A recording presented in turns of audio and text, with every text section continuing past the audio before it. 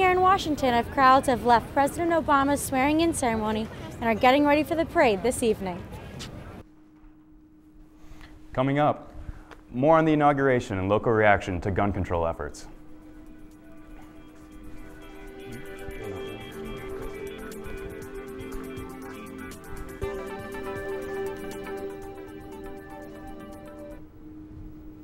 Welcome to the Rockbridge Report. I'm Stephen Peck. And I'm Laura Lindsay Tatum. Unless you were up really early on Monday morning, you missed it. A slew of buses and a police escort leaving VMI for the nation's capital. Reporter Chelsea Stevenson had exclusive access to the VMI cadets who marched in the presidential inaugural parade. At 6 o'clock on Monday morning, about 1,450 cadets left Lexington for Washington, D.C. to march in President Obama's inaugural parade. Their 28 buses first stopped at the Pentagon parking lot, where the cadets hurried up and started to wait, which they did for most of the day. We're not going to be marching until about 4 o'clock. It's 11 now. So we spent about 5 hours going through security, and I'm just waiting around until we can start going. So, although the Corps marches an estimated 35 times per year, some VMI parents wanted to be a part of this parade experience. One proud dad drove from Annapolis to see his son, who is a rat or in his first year at VMI. I guess marching is old hat to them, so they see that they got to march, they want to get out of it, but something like this, you don't want to do that. They'll look back on it 10 years from now and say, yep, I was there. Prior to the parade's delayed start, public entrances to the Pennsylvania Avenue route were filled with hour-long waits and tight security. CNN said Sunday they expected 800,000 people here in Washington for the swearing-in ceremony and the inaugural parade. Crowds formed along the avenue to see President Obama's motorcade. They steadily tapered off as state floats and marching bands came through until 6 o'clock that evening. VMI was the last group to pass the reviewing stand, and it was the biggest. Only 200 midshipmen marched from the United States Merchant Marine Academy, and 90 cadets marched for the Military Academy at West Point. After a long day, cadets were back on their buses by 7 o'clock. The bus captains passed out dinner, or what they called some of the better boxed nasties they've ever had.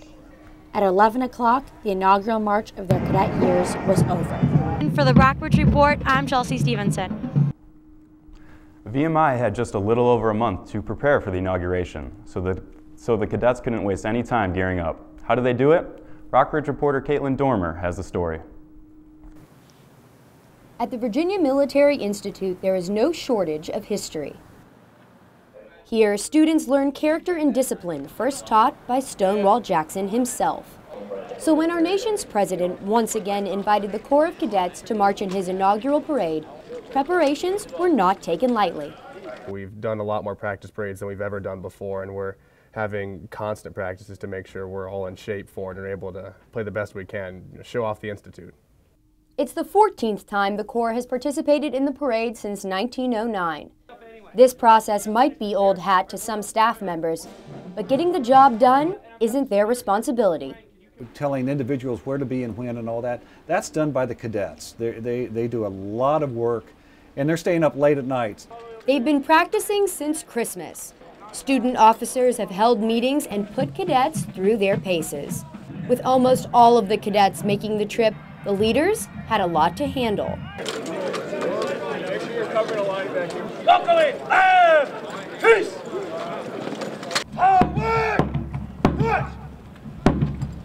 Preparing in the season's coldest and snowiest weather made cadets eager to process past the Commander-in-Chief.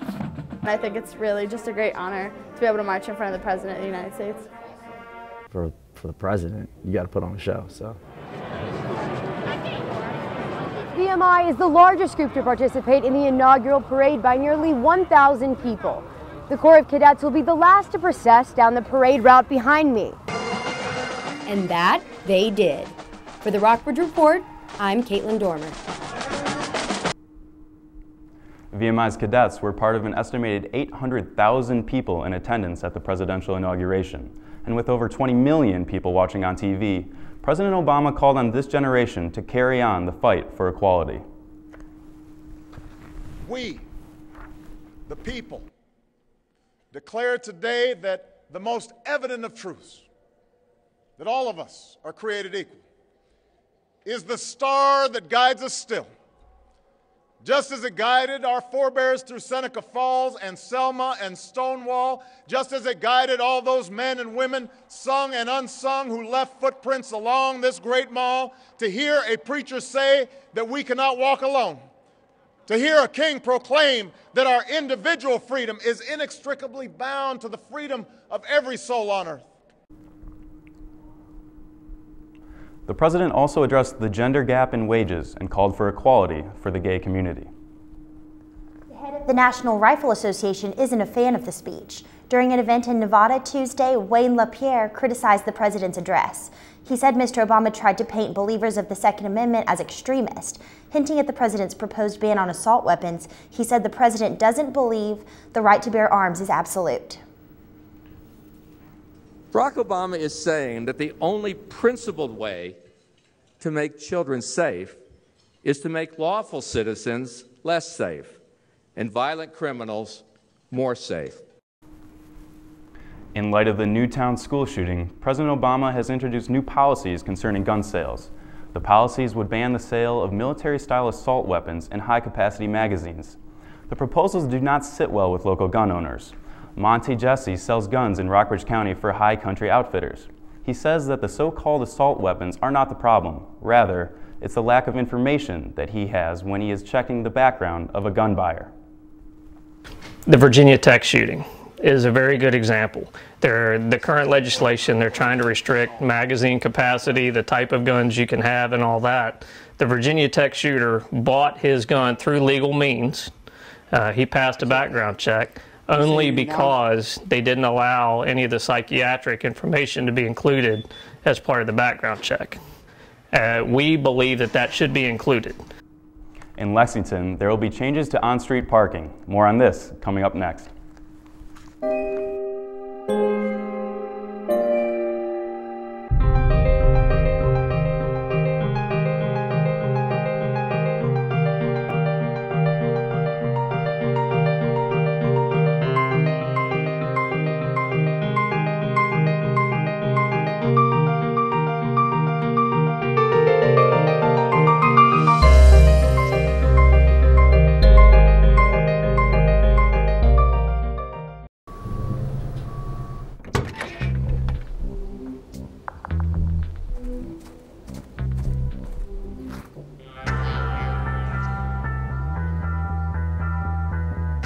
When you throw away money on wasted electricity,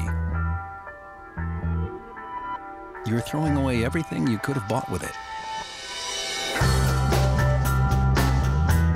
Saving energy saves you money. Learn more at energysavers.gov.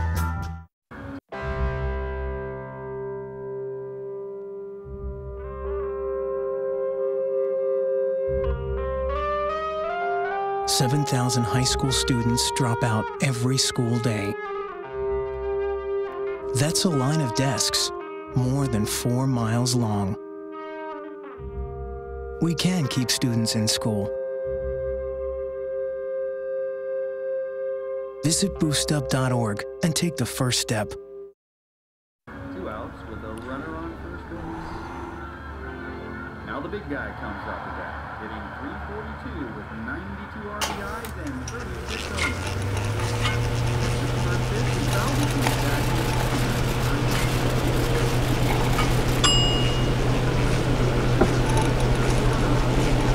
Chill raw and prepared foods promptly. 1 in 6 Americans will get sick from food poisoning this year. Keep your family safer. Check your steps at foodsafety.gov. 2 men decided to settle a dispute with guns at a Houston area community college on Tuesday. Police say that Carlton Berry and an unidentified man were outside the library at the North Harris campus of Lone Star College when they got into a fight. Police offered no new details about the second shooter, but investigators are trying to determine what caused the argument. Berry is charged with 2 felony counts of aggravated assault with a deadly weapon. Both men are still at a Houston hospital. The Nelson Street Bridge is about to have some much-needed repairs, and that's causing headaches for downtown Lexington merchants. Andy Sorgel has the story. Orange traffic cones line Lexington's roadways as the city prepares for a renovation of the East Nelson Street Bridge. 58 on-street parking spaces have been removed. It's leaving residents with less parking and more frustration. It's hard for me to even anticipate how bad it's going to be with all of those spots on Washington Street closed off. I mean, it's not really new, but the finding system the police has right now, oof. Many residents are upset that cars violating the new traffic patterns have been ticketed without warning, but the police are expecting complaints. There's no great way to do it. I hope it doesn't hurt the businesses on that side of the road. We really looked at that, and if you look, there's a couple of blocks where we took parking off where there are no businesses that it'll, But Nelson Street's 78-year-old bridge shows plenty of signs of wear and tear. Potholes like these are risks to drivers. They need to be repaired. They are scheduled to complete construction and have the new bridge open for traffic by the 14th of December. Changes are temporary in nature. I would expect almost all of the parking spaces that were removed to actually be returned. The project is expected to cost the city $11 million. With less parking until December, regular travelers should consider taking a different route. For the Rockbridge Report, I'm Andrew Sorgel. The Nelson Street Bridge will close on February 5th and is expected to reopen in mid-December of this year. Recently, former Texas Congressman Ron Paul spoke to a packed house in Lee Chapel at Washington and Lee. It was his first public speech after retiring from Congress, and it was the first stop on his 2013 college tour. Ron Paul stressed the importance of education and involvement in today's political world. Bad ideas have bad consequences, and good ideas have good consequences, and there's a lot of knowledge out there. So all I would like to do is encourage you to be involved. The most important thing is education. Ron Paul also gave credit to Washington and Lee for its long-standing honor system. Paul acknowledged the need for this same kind of system on a larger scale. Your school here has a reputation for an honor code, and I think that's wonderful. It's just too bad we don't send that honor code up to Washington. Ron Paul ended his speech by urging the audience to stay positive and believe that a change can be made in Washington. Private gun salesmen still aren't required to run background checks on customers. Virginia law says licensed gun dealers are the only ones who have to check a buyer's history at gun shows. But closing the gun show loophole has yet again been rejected. This year, senators on both sides vowed to reach an agreement, but the committee's GOP majority isn't budging. They also rejected proposals for a ban on assault weapons and another bill calling for universal background checks. If you're a Democrat in the Virginia Senate, attending the presidential inauguration may cost you your job. On Monday, the equal balance of Democrats to Republicans was thrown off when Senator Henry Marsh celebrated with the president. On a party line vote, Republicans passed a surprise redistricting bill. It's caused an angry partisan standoff that will continue tomorrow in Richmond. Earlier today, we spoke with Senator Cree Deeds, who represents parts of Rockbridge and other counties. It's unprecedented. Something like this, attempted redistricting that occurred on Monday, is unprecedented in the annals of Virginia history. Nothing like this has ever happened before. Won't stand judicial scrutiny under Virginia's Constitution. There's a provision specifically in the Constitution that requires redistricting to be done every 10 years, and courts, when they've looked at similar provisions in similar cases, have ruled that Constitution means what it says. You can't, if it says redistrict 2011, 2013 is not 2011, or 10 years after 2011, so you can't redistrict in 2013. For years, I've advocated for a nonpartisan redistricting approach, one that takes redistricting completely outside of the legislature. Have not been successful, but other states do it. New Jersey does it differently than we do. Iowa, Pennsylvania, Mississippi. Lots of states do redistricting differently than Virginia, and what you end up with is a less polarized legislature. After the break, find out which local sports teams were hot this week and which teams dropped the ball. When some people struggle with their mortgage payments, they become frozen, petrified. Not knowing what to do, they do nothing. But the people who take action are far more likely to get the most positive outcome. Making home affordable is a free government program. Call now to talk one-on-one with a housing expert about the options that are right for you. Real help, real answers, right now. So, I got this new family, and I don't know what it is about this one, but she can't seem to put down that toy all day long. Tap, tap, tap, tap. Oh, and she even talks to it. She talks to that more than she talks to him. What's up, bro? Nice shirt. Who's she talking to? Her mom? She talks to her mom a lot. When some people struggle with their mortgage payments, they become frozen, petrified.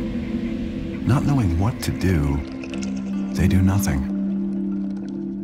But the people who take action are far more likely to get the most positive outcome. Making home affordable is a free government program. Call now to talk one-on-one with a housing expert about the options that are right for you. Real help, real answers, right now. This is one amazing truffula tree. Can you imagine a place where these grow everywhere? Yes, it's called the forest, a magical place to enjoy with your family.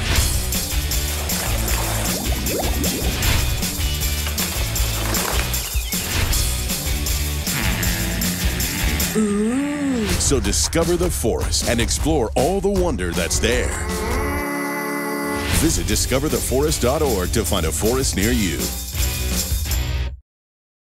Every book is an adventure waiting to come to life. Visit new worlds. Encounter new friends. And discover the power of reading. Go to read.gov to read A Princess of Mars, the first novel to feature John Carter. A new world awaits. Read. Welcome back. Now for some local sports. In men's basketball, it was a tough shooting night yesterday for the Generals, who lost by 35 points to Randolph-Macon. VMI didn't have much luck either. The Keydets lost to High Point by 27 points. SVU managed to break the trend. They beat Mary Washington 63-53. Boys high school basketball had a good week. Perry McClure outscored Covington 69-55, and Rockbridge defeated Stanton River by 16 points. In women's basketball, only one local team managed to win a game this week. The Generals dropped a game to ODAC rivals Roanoke. SVU, on the other hand, beat Virginia Lynchburg 48-45. Rockbridge High lost to Stanton 53-48, and Perry McClure fell to Covington 62-55. After a freezing week, we're going to get some more snow, but it will be a bit warmer on the weekend. We had a high of 30 today, and it will go as low as 18 later tonight. There's a 60% chance of snow tomorrow, with the temperature staying in the mid-20s. On Saturday, the sky will be partly cloudy. Temperatures will reach a low of 20 and a high of 35. It will stay partly cloudy on Sunday, but it will warm up a bit with a high of 40 and a low of 32. It will be cloudier on Monday, but temperatures will get up to 50. Former University of Virginia lacrosse player George Hughley is going back to court. He filed an appeal after being convicted of beating his girlfriend, Yardley Love, to death. In May 2010, Love was found dead in her Charlottesville bedroom after a confrontation with Hughley. He is currently serving a 23-year sentence for second-degree murder. Hughley's lawyer said procedural errors entitle him to a new trial. The state has 30 days to respond to Hughley's appeal petition. Goodyear Tires is planning to lay off 41 workers at its plant in Danville. The layoffs will be effective on February 4th. Goodyear spokeswoman Laura Singleton told the Danville Register and Bee that the layoffs will affect hourly workers. The layoffs will reduce the plant's workforce to just over 2,000 employees. Kings Dominion is looking to hire 4,000 staff members for this year's season. Positions include serving food and drink, acting, and dancing at the Eastern Virginia theme park. Candidates must be at least 15 years old, and applications can be submitted online. The 400-acre park season opens on March 29th. Thanks for joining us for our first broadcast of the year. For more news, check out our website at www.rockbridgereport.washingtonandlee.net. See you next week and have a good night.